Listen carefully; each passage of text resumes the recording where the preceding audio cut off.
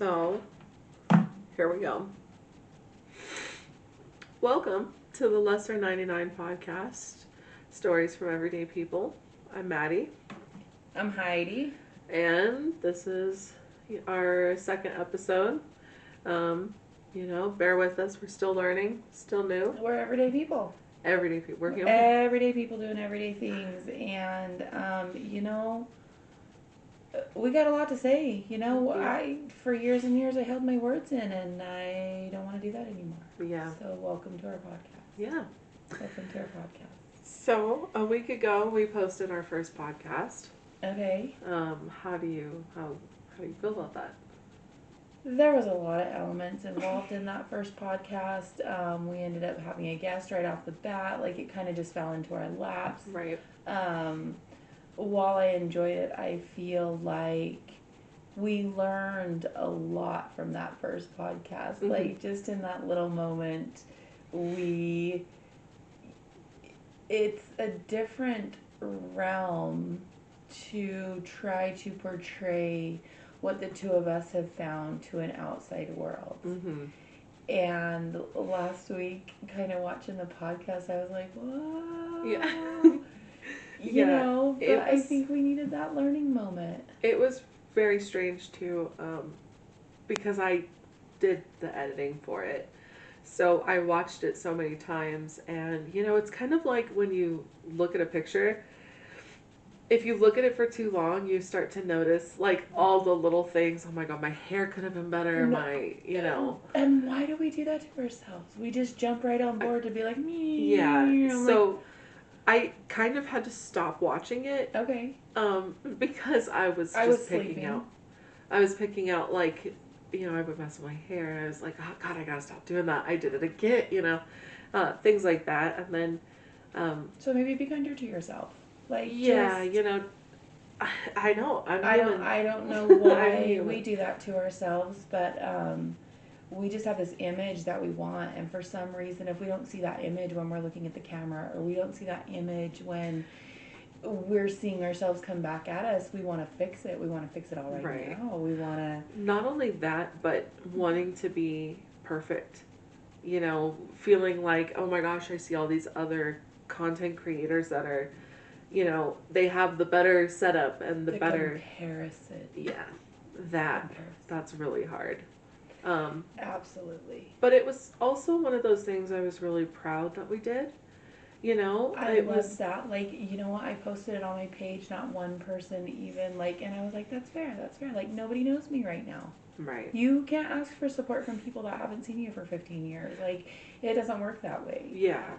You hope they want to see how you're doing, but you know what? If they don't, whatever. Like, I had a couple of friends that actually went and watched it. I love that. They were really excited, and the first one was a little bit. I feel a little excited, a little. I don't know. Supportive. Yeah. Maybe supportive. It was just. I think that we could have. Looking back, I think that, we could have done this, this, and this instead of what we did. Things like that. Fair. I feel like in my world, it's a fail before you start. Mm-hmm. Not that I thought it was a fail, but we needed to learn some things. Yeah. It's okay that it didn't go perfectly well. It's okay that we got a little lost. It's okay that we did it, Yeah. That is probably the key tool that I want to figure out how to emulate on camera. I don't want to come on and be best friends with the camera. I want to come on and be best friends with you. Yeah. I want people to feel that journey of how afraid we were to even be like, dude, I can't, one more friend. Yeah. It does kind of make me think back to that moment where you and I had just kind of a heart-to-heart and was like, you know what? I've always been a pass-through friend, and you've always been a pass-through friend, and I don't know. It was just one of those moments where we were like, okay, well, if you leave, then You know, it's sorry, like, I and think that I've banked my life on pass-through friends. Like, you keep them for a little while and then you know, and that's all I knew. That's all I knew until I met you. That was, we were going to part ways. It's just a matter of time. You know, we even had a little misunderstanding not too long ago where, oh, this is it. This is the end. We're done. This is how it's happening. yeah, And it ended up being a misunderstanding all on the so way, many levels. all the way around, yeah. But I have never been that lucky to be in a friendship where I felt brave enough to be like, hey, you know, this is what we're doing. Yeah. So I just have never had a place really to talk. And I'm hoping that this podcast, hopefully to turn into a platform for the both of us to raise our voice in ways that we never have before. Yeah. We're learning. Yeah. Learning every day. That's why our first podcast was a little janky. Like, come on. That's why it took us 3 tries. You know, it did. It did. But we posted that and I got not one like on that. You know, that's pretty impressive, Maddie, for a fail before you start. So I'm glad you had some supportive friends. I do not. It's okay. It's okay. It'll get better from here. Also, you know what? I have been very private in my life. And you can't expect expectation. Like, you know. Right. Still a little funny, though. Still a little funny. It's a little bit. It is. It's a little crazy. I've been throwing a fit for a while. It's fair. When I first posted it on my page, nobody liked it for about 6 hours. And I was like, oh, okay. And then, like, 3 people liked it. And I was like, oh. Yeah. Okay. For me, you know. like, it just takes one. Like, it just takes one. Right. But I definitely have left a path of carnage. So I can't really explain that wings should come out of that, but they say that it will. Right. It was an accidental carnage, if that counts for anything. Right. Well, so we'll get more into that, I guess. No, yeah, for real. So, okay, so that's kind of, we needed to learn a few things from our first podcast. So, it is what it is. Yeah. We did it. We did our first podcast. We did it. We made it. We survived. We had a couple people, like it at least. So, I like it. Go ahead. Sorry. So, for this podcast, we talked a little bit about wanting to introduce ourselves.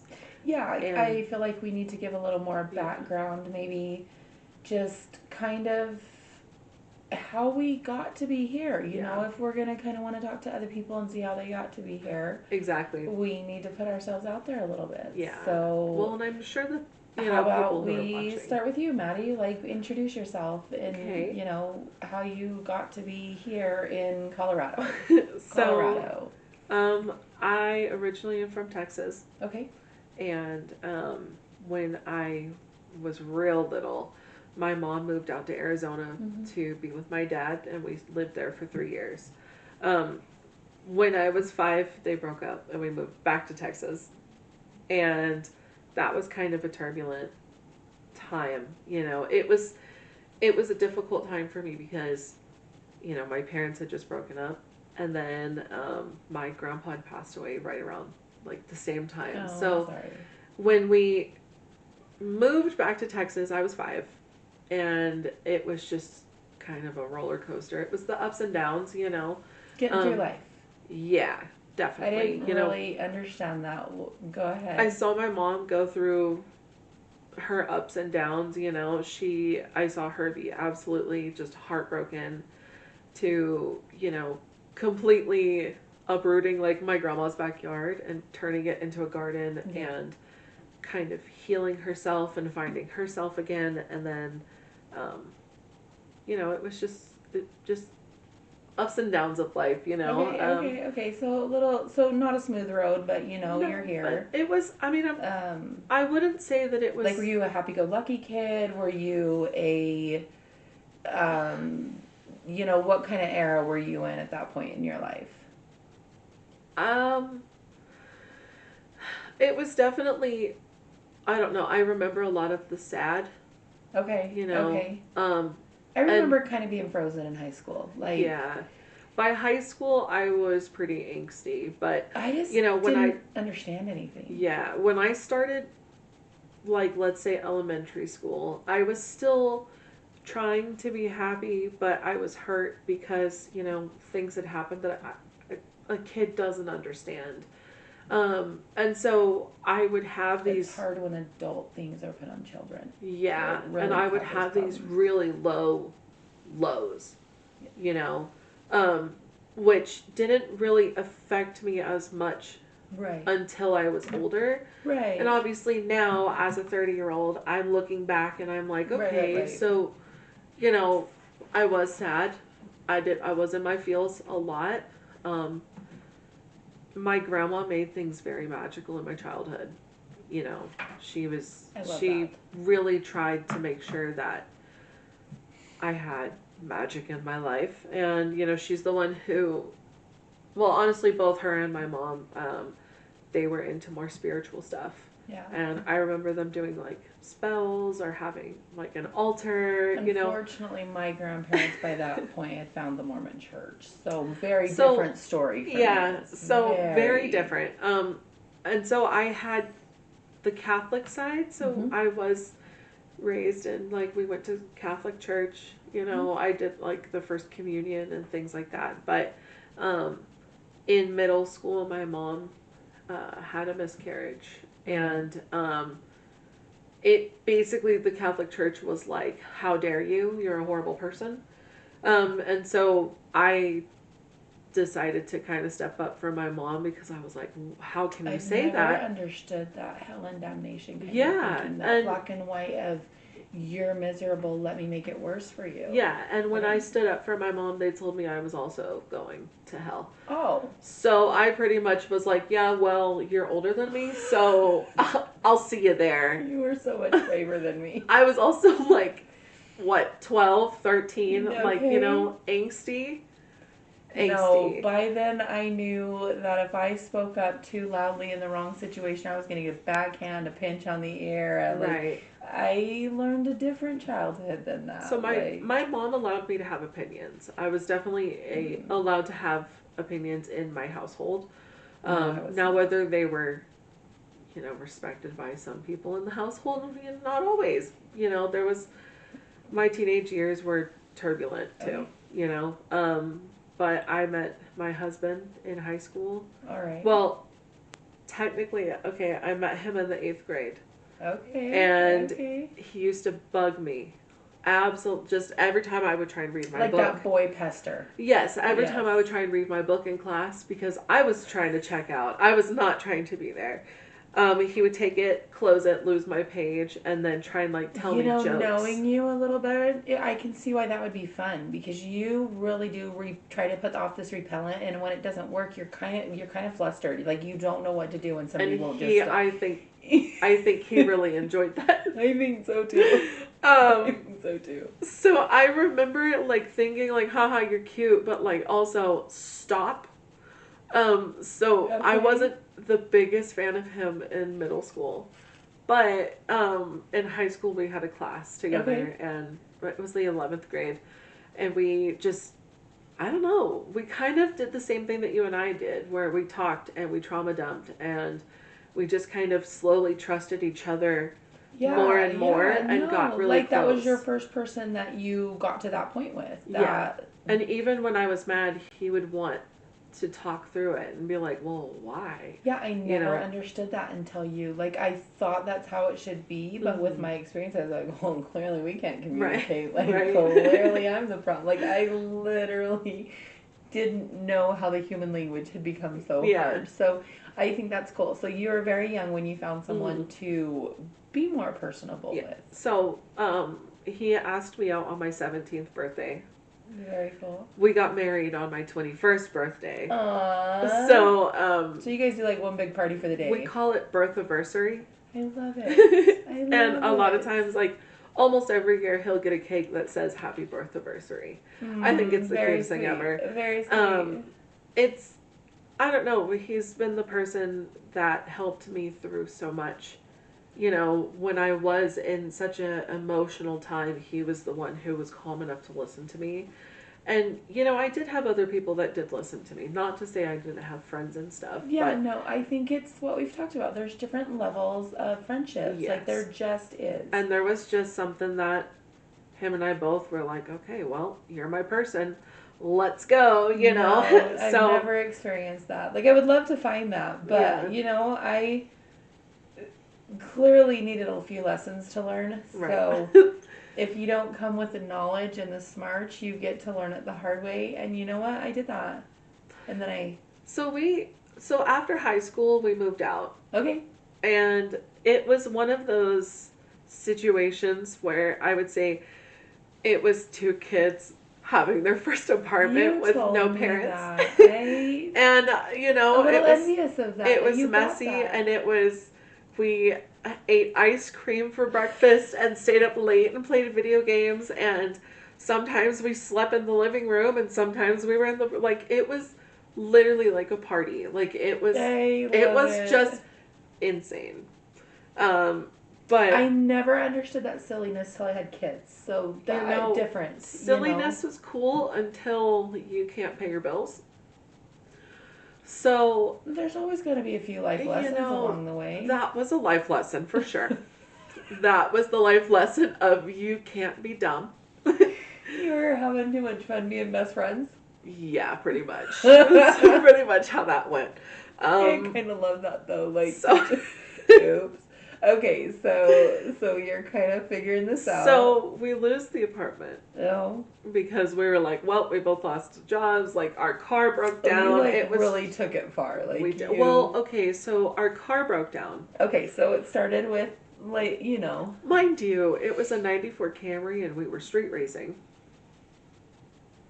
Kind of asked for it. Why not? Like, why not? Why wouldn't you race a car like? Okay, so you're street racing in it. It was really fun. Okay, it was so fun. We raced cops.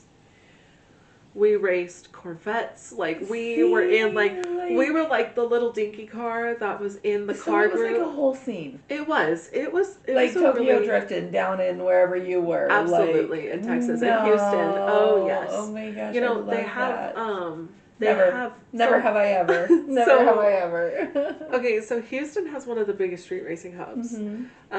And people from all over the country will come down there. Okay. They call it like TX something or other. And All it's right. basically just a lot of like street racing and Okay, cars and okay. stuff like that. And I'm sure that there's people that know about that are like, that's not what that's about, you know. But like, we always were trying to get into that scene, but you know, we have a '94 Camry.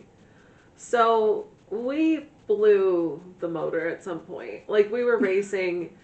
Well, okay. You know, since actually, I've known you, you kind of have a history of cars. Like, you kind of just cycle through cars. we do.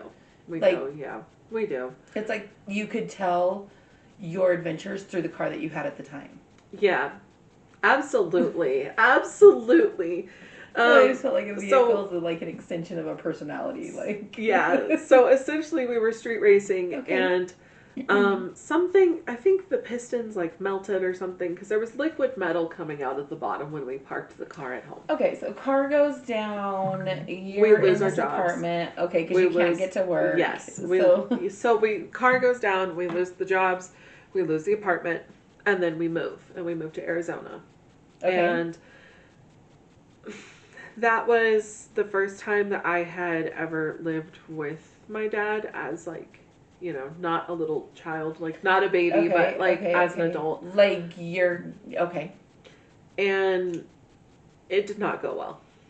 You know, stories for another time, but it was just You not found out who he was for yourself. absolutely. That's a hard one. That's a hard one because you don't know until you know. Yes. Okay, so And it was so you that. find out that Dad's down. Yeah. So- So we move out and we live in a Charger Okay. for a little bit because we're trying to figure out what to do. And I was in beauty school at the time, Okay. and I was about to get a check, like the student aid stuff. So we were like, okay, well, I'm going to use that and put it down on an apartment. Right. Then this whole drama happened with the guy who owned the beauty college. Okay. And he was like holding money, and it was a whole situation. Oh, so no. pretty much by the time I got the money, I was like, all right, well, see ya. And we left. You bailed on college. Yes. Okay. So there we go in a Charger with a puppy, a kitten, and a snake. Of course, it couldn't just be two people in a Charger. Right? No, not in my life. Half Okay. your zoo. Okay. Still have a zoo. You know, you do, but it just fits you. It just fits you. So we traveled for a little bit. Yes. You know, we went around Arizona. We went to Oklahoma. We came out here to visit because my mom had just moved up. Nothing like a good road trip, though. Like it was. had to have been good times. I'm was. sure there was his moments, but yeah, it was really cool to kind of go into different towns and see different cultures and people and how they act, and then to just disappear. Just to be a nobody. Like, I will never see those people again. Like, to be a nobody. Just to bounce around and be a nobody. It was really cool. Very cool. But it does get old. I can see that. We moved back to Houston. You're living in a car with a snake and a dog and So we moved back to Houston for a little bit, and my husband went to college. And he got a degree with the automotive field and stuff. Okay. And then COVID hit. Good old COVID. And, you know, I feel like we've had this conversation 7 billion times at this point because of how many times we filmed. But I got furloughed through COVID. So you guys were the lucky ones. You got to sit home and play around and make money. It was like a 4-month vacation, and we got paid to do it. No, I was the dummy that worked in retail, not only retail but food. Mm-hmm. So the one store that stayed open was us. Yeah. So I worked right through it. But so I mean, there was a point that right before I got furloughed, we weren't doing anything in the store. They had closed the actual store down. Right. And they were only doing curbside. So what we would do is we would have, orders and be like, okay, well, here's their dog food. And then they would show up, call the store, and we would take it out. So that little, curbside thing that everybody was doing. Eventually that stopped because it switched to everything just gets shipped to your house. You can just... From the warehouses. Yes. So then it got to a point where I would show up to work and I would sit on this bench in my dog training area and do crossword puzzles. And I have a video of my manager being so bored out of her mind that she had a toothbrush. And she's scrubbing little spots on the floor with a toothbrush. And I'm like, Erin, are you okay? And she's like, no. It was such a weird time. I just worked through it. Then we got furloughed. Okay. And furloughed, we did nothing. We played video games and ordered food. No. And they paid us. Not so lucky. And then we were getting the stimulus checks.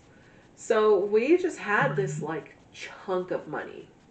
And so we took a trip again to visit my mom.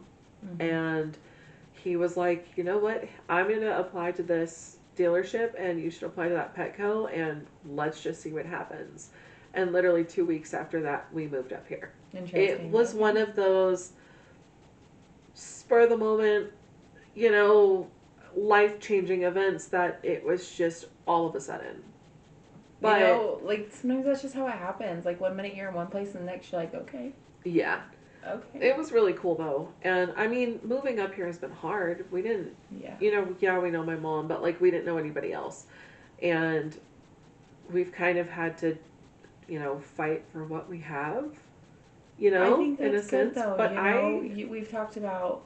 It makes me appreciate what I have. I know that this isn't my forever place. I absolutely 110% know that. It's small. It's just hard to have hope in these times with the way things are. It is. It is. But I see that. I kind of feel like the reason why I said yes to this was, maybe this is a way that we move forward. Maybe this is something that we do. But, it took a long time. I just wanted a place to be a best friend for a day with people. Just the amount of people in this world that don't have a person in those hard times. Yeah. You don't know. You don't know. So we moved up here, and I really, really enjoyed that feeling of being paid while being at home and having family time. So I decided that I was going to try and do my own thing. Okay. So I started a soap business. All right. And I still have it. You know, I still make my soaps. I actually have bath salts now, and I would love to get into either making body oils or some kind of like perfume. I think that would be my next step. I've used some of your soaps. They're amazing. I use my own soaps. You know, that's one of the perks of having a soap business is that you always smell good. You know? Right. But I started that soap business by having my soaps in a basket and sitting on a bench talking to people. Yeah, that's just mind blowing to me. The bravery. It was so strange. But one day this lady comes up to me and she's like, "Hey, like, you know, looking at my soaps," and I had this little display. So I had all my soaps and they were all wrapped. Mm-hmm. But then I had little soaps out for display so that they could see what they looked like and what they smelled like. Okay. And she looked at them and she was like, "Hey, I really like these. Come talk to me." So I go with her to, it was a business right across the street.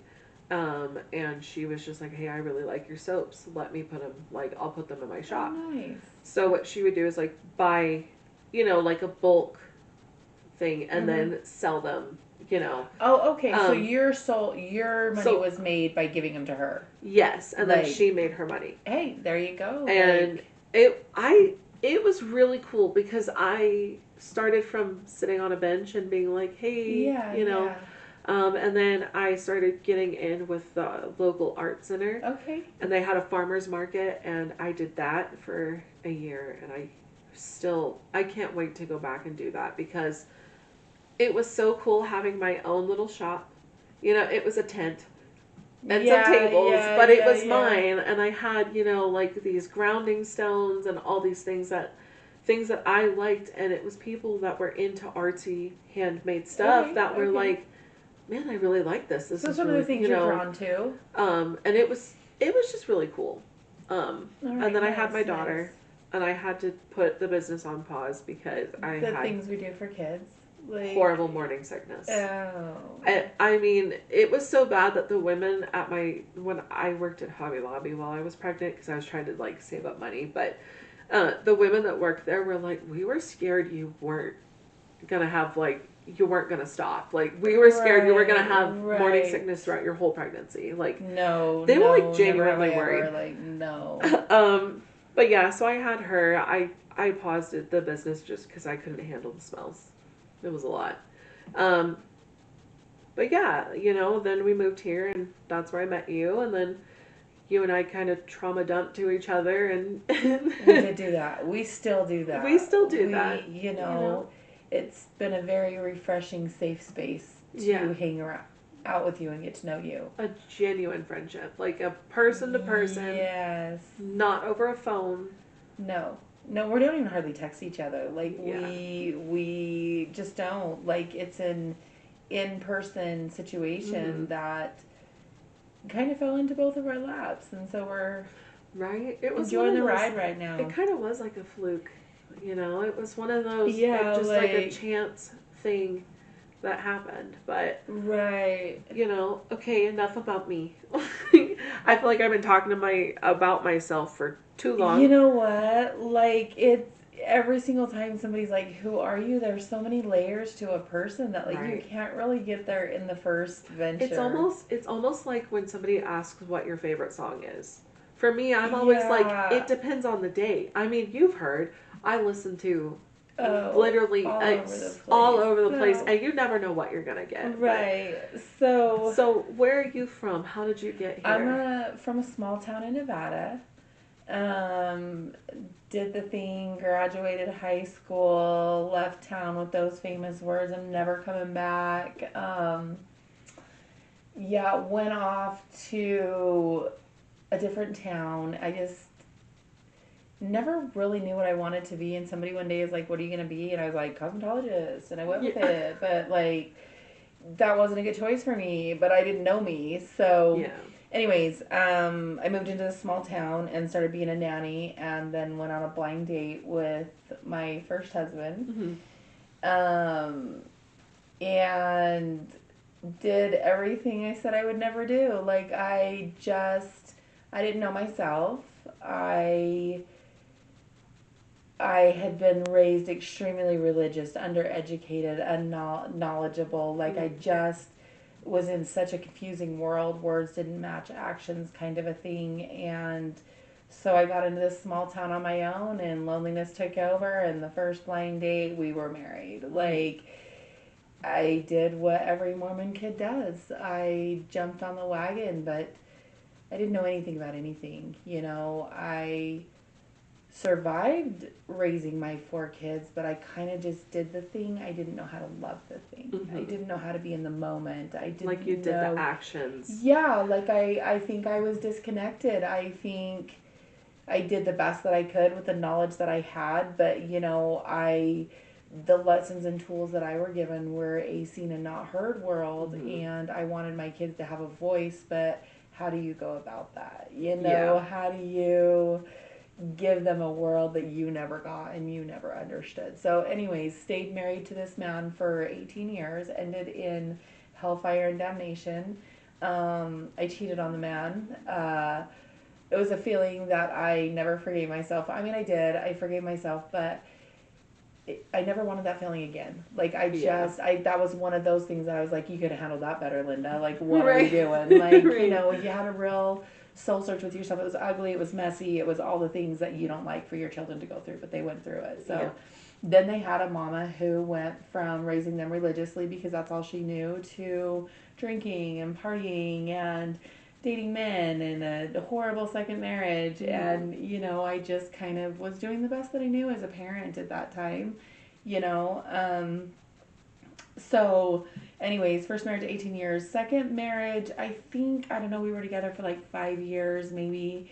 In that time, we threw in some stepkids in there, you know, so we had like 8 of us. You know, there was some really good times. People always ask, would you erase it? And I wouldn't. Like, that world was my world until it wasn't, but I definitely became the person that people just kind of had to get rid of. Like, they just kind of, the relief when I just moved along was apparent, and I don't know why. I never really figured that out, you know, but I do know now that I'm a person who's happy. Like, I generally, naturally am happy. Like, I don't need others to make me happy, and it can either be really, really good, or it can be electrifying to people. Like, somewhere I don't have a middle ground. And so second marriage breaks up. I'm doing the thing where you even go off the deep end even deeper, you know, just lost my job. Like, just really was struggling mentally at this point. My second marriage had ended in a house fire. I just couldn't understand how people could hate me so much, you know. So we left that little town, left a pound of rumors and reasons to go with it, tried all the things you shouldn't do, you know, just really round myself out of that town by my choices. Others helped me. Like, we are what we are. We're here today. Went and lived with my daughter for a little while until that was just not it anymore. Stumbled around to another family member's house, which is a horrible situation. Just kind of, I wasn't homeless, but I was, you know, you're on borrowed time. You don't really, the days kind of run together. And at that point, you've let every person down that you, like, you've let yourself down. Like, you're just driving to the next location hoping for something better.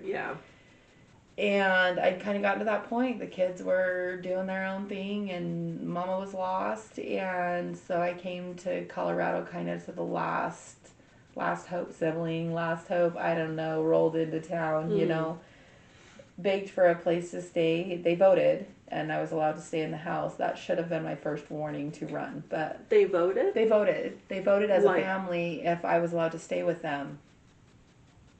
Okay. They voted. Okay. So you were allowed to stay? I feel like, I don't know who the head of the household is, but the head of the household got outvoted. Have you ever stayed in someone's house where the head of the household got outvoted? It's real uncomfortable, real quick, real fast. I bet. That sounds a little uncomfortable. At that point in time, it came with rules and demands of what was expected in their house, and so I had to follow the rules. Okay. Some of the rules were a little tough for me at that time, but I did it. I did it without asking. I did it without forgiveness or permission. I just did it because that's what I was told to do. That's all I'd known my whole life. Stayed there for a long time. Got an apartment as fast as I could. Like the moment that I had enough money, I got out of there. I did. I got an apartment of my own. Came over here, and that's where I ran into you. And for the first time ever,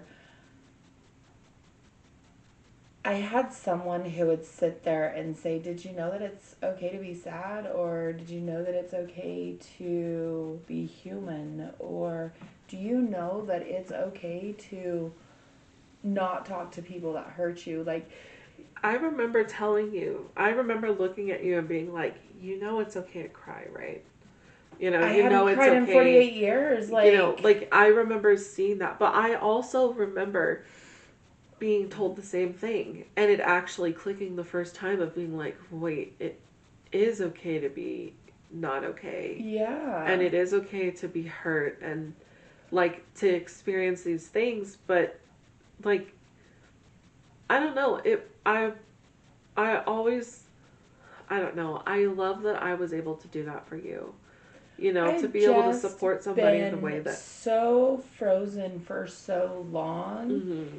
that to have a space to try and figure that out was supernatural for me. Like, right. I came from a path of carnage by accident because I'm like, this cannot be the way that people deal with each other, the way that people treat each other. Like, I always left people better than they left me, but for some reason me was supposed to be destroyed. Like, how dare I leave? How dare I do anything for myself? Like, it was such a level of destruction that I got here by being betrayed by every single person that I knew. Every single person. When it came down to it in one way or another, they were either talking behind my back or, and this isn't a pity party, this is facts. Like, I ended up here without a single person that was like, hey, I believe in you. Well, and I trust in you. It's different. It would be different if I didn't know your story and see the things, but because I've seen it, I know that what you're saying is true, and like I believe that, you know, like, and that's been I'm sure that must have been nice to have at least somebody who has seen and give me like, well, wait, no, that's not true, you know. I kind of like that I'm the space that people feel safe to come to and can tell me things, and that I don't come at it from like, you know, a judge. I try not to come at it from a judgmental standpoint. Interesting, because as I share with you about my story, it's relief in knowing that someone else isn't sitting over there going, wow, you're just making this up. Like, there's no way that happened. Like, that, you know. Yeah. Instead, you were like, whoa. Yeah. You know, well, like I said, like, I'm 3 marriages in. I don't understand people. My kids aren't talking to me right now for things I don't understand. That's a powerful force of people coming at you to even try to breathe. And so me is 48 years old in the first safe place that I've ever had.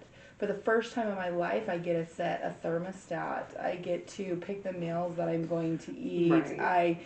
I get to eat the cookies at 10 o'clock at night. I drink out of the milk carton because I can. Like, it's a very foreign feeling when my entire life I thought my happiness depended on someone else's. Yeah. I thought that if I didn't make that person exactly perfectly content, then my world couldn't be content either. Right. There couldn't be any contention because I didn't know. I didn't know that it actually existed, that you could communicate with people. Yeah. Like, that's a sad path. You know, but when you're raised with narcissism and guilt treatments and talking behind others' backs, like, to be the person that I am, it was soul crushing. Yeah. You know, so it's just hard to know that no matter what effort you put into people, like, they're still people. Yeah. That's a hard one. That was a hard lesson to learn when I got here. Yeah. So again, married 3 times.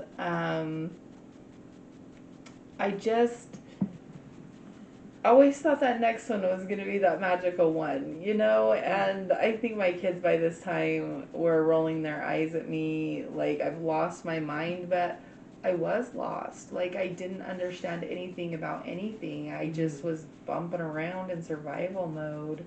Yeah. You know, trying to get somewhere, and I didn't know where somewhere was. Yeah, it's this path of, like, my conversations. I kind of feel like that's how, between Arizona and back to Houston and then here. Yeah. Like, I definitely feel like that's where I was too, where we were just kind of bumbling around, like, trying things and being like, wow, that sucked, and then doing this and being like, wow, that didn't work, you know? Kind of just trying it out the hard way, like, you know, a little bit, you know. I definitely feel like our adventures were because we were both stubborn, and, you know, we didn't want to give up and move back to our parents' house. We wanted to, like, so maybe do something. That's kind of what I was doing. Like, I was into the big dreams with no motivation. Yeah. Like, well, I don't know. When I met Anthony, like, way back in the day, I told him back then, like, I don't want to be here. I want to go. Yeah. I got to get out. I want to go to Colorado. Like, I had come out here so much because I had a family member that lived out here when I was a kid. Yeah. So during the summers, I would come and take trips. So I got these, like, 2 weeks of magical mountain lands and being shown around, you know, Denver and the I-70 corridor and, like, just, like, all of these magical things, and then sent back to Houston where it's flat and hot and humid. Never been. So I like romanticized living in Colorado. Okay.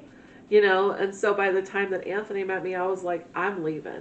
I got places to be, and if you want to be with me, pack your stuff and let's go. You know, we're out of here. And it took us a while to get out here. Mm-hmm. We definitely, instead of taking like the straight route, we went like this until we landed here. Same. But I think landing here has been one of the most, like, healing things for me. Just, you know, I felt so connected to the earth, and it was different. It's a smaller town for me. That's one thing that you have just opened my eyes to. Yeah. Like, just as a parent and a kid, I was always drawn to the mountains, but I didn't understand anything about it because I was raised religious more. I just knew they were calling my name. Right. And then when I started hanging out with you, I was like, oh. Well, and, like, I mean, in the adventures that we have had, I mean, how many times have you seen me find water, take my shoes off, be in the creek? No, even if it's cold, even if, like, people are looking at me like I'm crazy, like, I don't care. I'm going in the water. I used to be that person, and now I'm like that old people feet person. Right. I'm like, I don't know. And then, you know, not only that, but for us, I think, you know, we were both coming down from different things, but we were both trying to come down from traumas. You know, I was a first-time parent, and a trauma. Like, you know, I had lived my life in such a survival mode for so long, and so had you in different ways. And you know, that when we started talking and trauma dumping to each other, it was a little bit different. And we were both kind of like, well, what are we going to do? And then we started hiking and walking, and you know, there was something so life-changing about... Dang, if all those people on TikTok weren't right, where you're like, I'm going to hike this mountain. Yeah. Like, and sit to the top, feeling like you're like, yeah, and that was such a crazy thing for me, was like climbing to the top of that one mountain that we did, and you're looking over the city, and you're like, man, Yeah. there's people who dream of being here and never can. I just remember and, pulling out those Sour Patch Kids and being like, "Hey, friend." like, yeah, it was such a magical, very cool, life-changing thing where you're like, man, I did something to where I didn't even think. I mean, there was a point where we were, it said 0.2 miles to the top, and we had already climbed like a boulder and had to maneuver things. For me, and it was the moment that girl was like, "Hey, you're just gonna do a little downhill and then uphill, and you're make it. But the view is worth it." And when she said, "But the view is worth it," I was like, "Uh-oh." Like my little brain went, "Uh-oh," and then like she disappeared, running, disappeared running. Yeah. And then next thing you know, we were bear crawling up this mountain. Yeah. Literally. I mean, it was to the point where I was grabbing trees that were next to the rocks and pulling myself up. No, I called them the Oh Mercy trees. You're like, come on. I couldn't. My legs were shaking. I had to sit down. I had to pull you off the trail and be like, I gotta sit. Like, that moment that you were like, my legs are going like this. I'm like that. Like, yeah. And we're still not even there at this point. Like, no. We're like at False Pretend Summit. Like, it was a pretty view, but we knew we weren't there yet. Yes, but it was so beautiful. It was super close after that, but that walking and trial and talking, like, I remember having no words for each other by the time we got to the top of that mountain. Knowing we had to go back down that rock climbing like, it was a whole adventure. The falling was a bit much. I definitely did not have the right shoes for that. Well, and then you had that little Alpine Swiss family, Robinson family, that came bouncing down. With like 7 children in sandals. And their parents were like a mile behind them. Passed up by the Billy Goat kids. That's the thing too. Literally, like the kids passed, and then like 10 minutes later, then here comes the parents, and you're like, bebopping down the mountain in sandals. Yeah, I mean, there was a point that this girl took, like, it wasn't even part of the trail. She just kind of half ran down this hill and looks back at us and is like, come on, try it. And I'm like, I don't have heavier on the feet than that. Thanks, though. Like, no. Yeah. I have, though, which is weird. I've been walking a little lately. The steps finally feel a little bit lighter, but nothing like that little Billy Goat Kid situation. Like, no, that's... I have noticed, though, every time we're so proud of ourselves, we've done something, somebody will come bebopping by and we're like... Oh, my God. To go and walk that hill and to be passed by a, like, 87-year-old person running... Yeah. And you're, like, so proud of yourself that you made it up this hill without having an asthma attack. Yeah. And then here comes this little old man, just jogging along. Every time. Like, here's the thing, though. Maybe we'll be them one day. Like, I don't know. Like, no, the memories created on that one mountain trail hiking, like, it really just kind of catalyzed our friendship, I think. You know, that trust and that friendship, you know, it's a bizarre world out there, Maddie. Yeah. A bizarre world out there. Yeah, so, like, I mean, I've kind of just been here doing the same thing, trying to just work on myself and figure out where I want to go. Like, I'm doing the 9 to 5. That's not where I want to be in life, but I never have been able to slow down enough until this exact location to where I could think of anything beyond the grind, beyond the 9 to 5, beyond, I don't want to do this anymore. Well, and I think that should be the goal for everybody is, you know, because I grew up in a big city, I can say that I was surrounded by people that wanted the grind.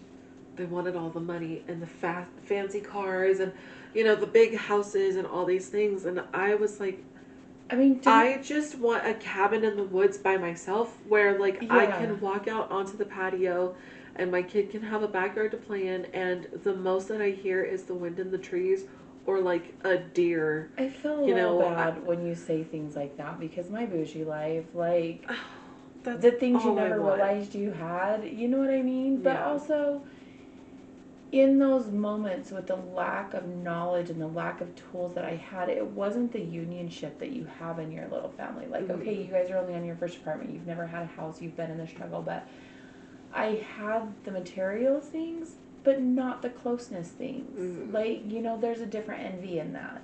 Yeah. You had that friendship, you had that struggle, you had that figuring it out of who you are as individuals as well as together. Mm-hmm. I never got that. It was doomsday every time my men didn't pick up their shoes. Like, the poor dudes, I didn't know. Like, Right. you're eating them alive for lunch and you're like, step up. Like, I didn't know. Yeah. So it's bizarre that we take all of these circumstances that have gotten us through life and we're like, it's gonna make us a better person. Like, what? Yeah. Like, why are those scars something that we're like, we're gonna catalyst? We don't know how, but we cannot stay here anymore. Right. Like, it is No, for time real. to relocate. I always feel like you guys had to wait for me. Like, you guys have been getting antsy for a while, but you had to wait for me to Right. get here. I I'm know, like, right? no, come back. Well, you know, maybe the reason that we're here is because I was supposed to meet you and we were supposed to do this. I hope so. And that, you know, I maybe hope so. this is the thing that steps us up to the next, you know. The universe has been telling us for months and months and months that this is the way that we're going to go, you know. Yeah. Like, we're newbies, we're learning. Yeah. We had to go somewhere. Yeah. You know. You know, I would have loved for it to have been, you know, my soaps. But even then, like, running a business takes a lot. And, I don't know. As much as I love the soaps and I do want to continue, and like I said, I want to do other things with it, I kind of, I don't know, I really liked the thought when you stop and think about it of being able to not only have this space but provide this space to other people. Yes. To talk about the daily struggles and talk about how I just want to be their friend for the day. Like, yeah. I just want to, hey, I am genuinely concerned about you as a human being. Like, yeah. You know, I really cannot express that I never had a safe place to voice anything. It always had that insecurity or that feel of not quite, like, you just knew it was off. You just knew it was off. Stuff, yeah, like, I don't know. I didn't understand it. I just didn't trust it. I didn't trust the feel. Right. And, you know, I would love, and here's the thing. It's real hard to talk people into coming out anymore, like, to talk and to be real and to be, and I get that. So, you know, I hope too that we can just cover topics. You know, pull out of a bowl and be like, all right, because there's some things that we definitely stand on opposite grounds on, you know, agree to disagree at the end of the day. Or even talking about stuff like maybe conspiracy theories or, you know. It's my imagination till it's not. Those are my favorite stories ever. Like, yes. if we, you know, I've been alone with these voices for a long time. I know, right? Like, there's some funny ones up there, you know. Not only that. And I've got some lot of. We could also tell some stories and see what our viewers think. Yeah, like, so this one time. And then be like, so what do you guys think? Yeah, you know, I would love that. I would love to get opinions from people too, you know. Well, you know, I mean, I'm just saying, like, it's our imagination till it's not. Like, tell some of those stories. I like, know, right? We've come across incidences where we have to look at each other and be like, you saw that, right? Like, keep walking. Yeah. You know, and it's our imagination till it's not.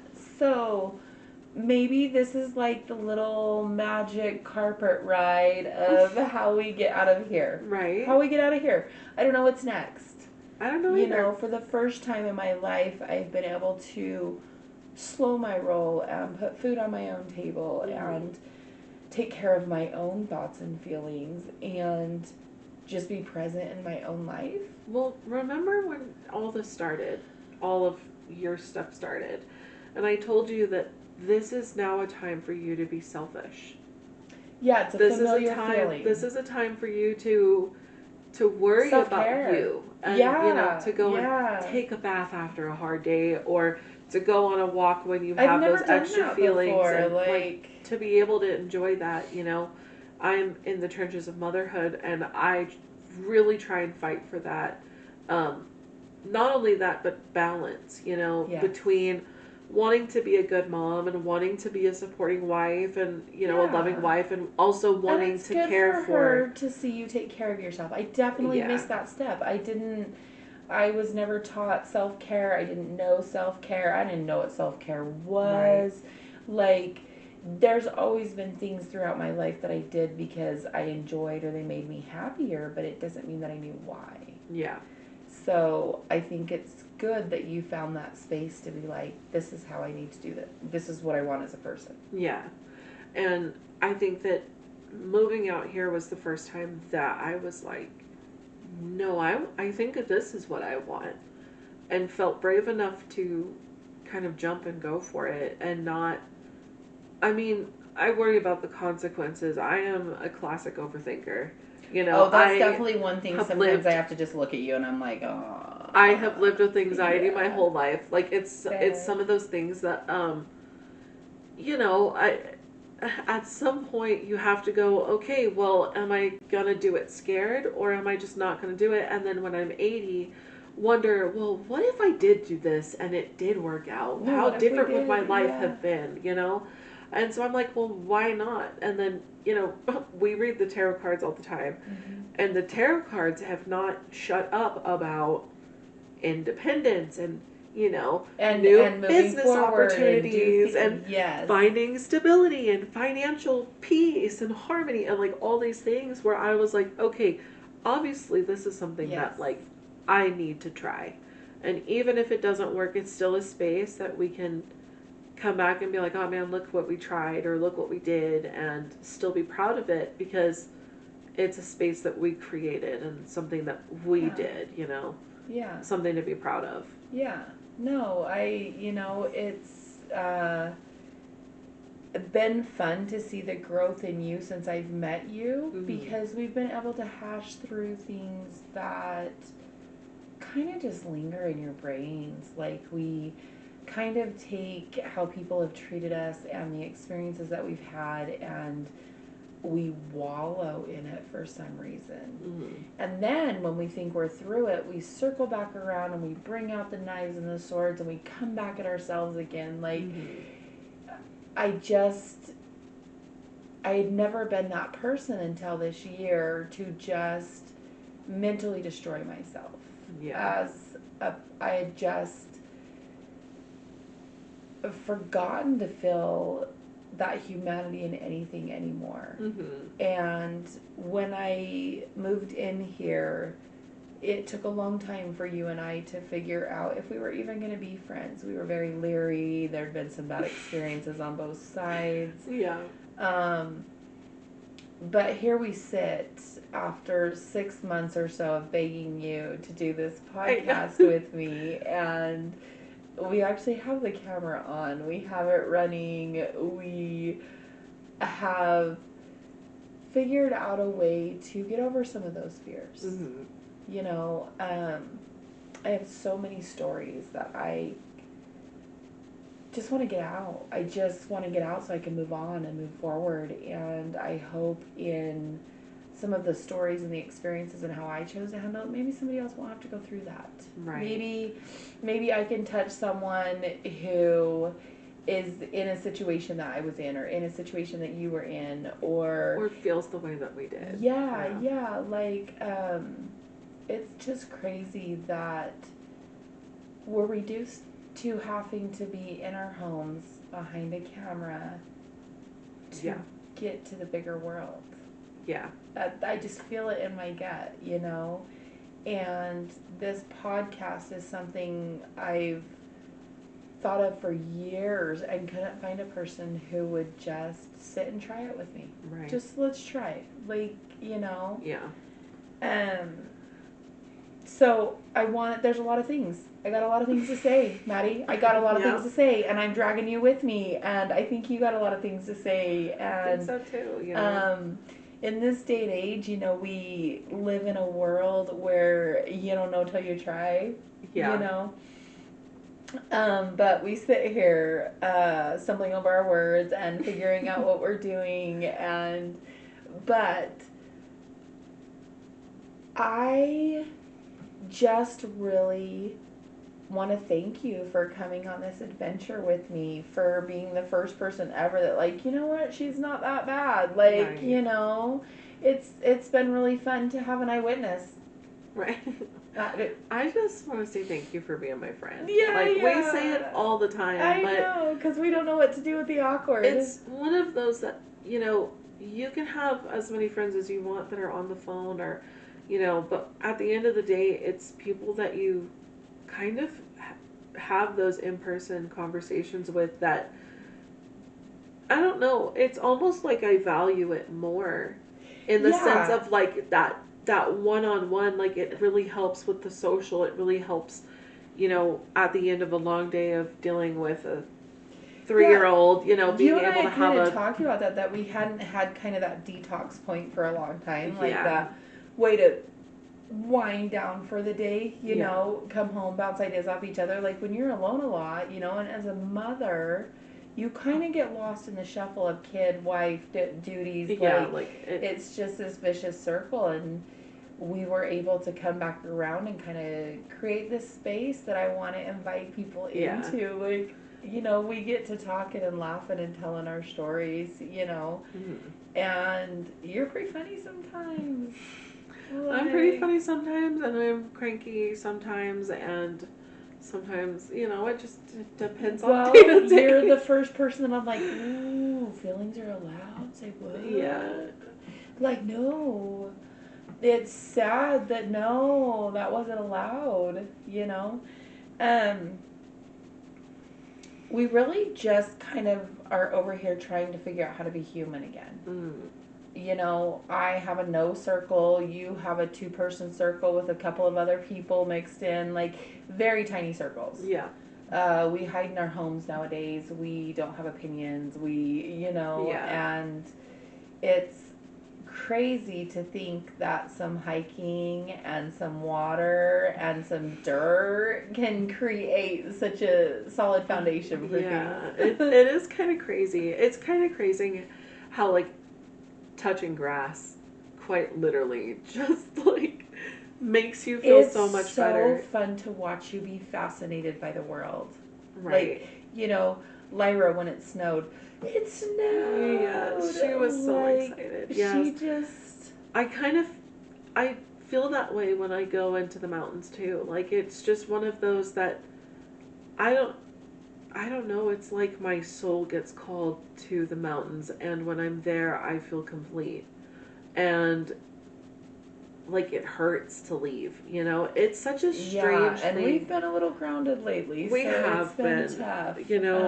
Well, and that's, a big thing too, like being able to talk about the daily struggles or, the ups and downs of life of, my car went down and now we're trying to figure that out and like things like that where it's, maybe there's somebody else out there that's like, man, I've just had this happen and I don't know what I'm going to do. And then you and I go, oh man, this just happened to me. And they're like, oh my God, like you understand, Yeah, the relatability. I like that. I think that's. Yeah, I just, I hope that we can figure out how to keep our thoughts straight. I hope that, we can get our nerves out on here. And I hope that we can find a path for us. Yeah. To figure things out, Yeah. I am really grateful for anyone who joins us, watches us, does all the things. I think next week, week by week, we're just going to kind of play it by ear because we're still figuring it out. Yeah. So hopefully we'll be able to get some people on. But if not, we'll definitely have more talking points and, more entertaining things that we'll be doing. Yeah, give us a minute to warm up. Yeah. It's still kind of new being on camera. It's a little weird. But make sure that you like and subscribe and comment because it does help us out. And, if you have any thoughts or anything that you'd like to say, we love to see stuff like that too. So, all right. Other than that, see you next time.